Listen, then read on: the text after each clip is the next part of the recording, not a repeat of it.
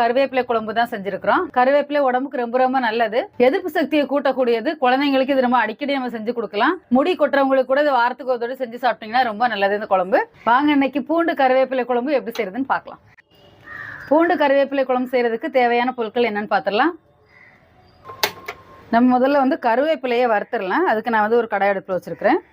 1 spoon எண்ணெய் ஊற்றிக்கலாம். ரொம்ப கம்மியாக எண்ணெய் ஊற்றினா போதும். கருவேப்பிலை வறுக்கிறதுக்கு ரொம்ப எண்ணெய் தேவையில்லை. எண்ணெய் நல்லா சூடாகட்டும். 2 கைப்பிடி அளவுக்கு கருவேப்பிலை எடுத்து வச்சுருக்கிறேன். அதை இதில் சேர்த்துடலாம்.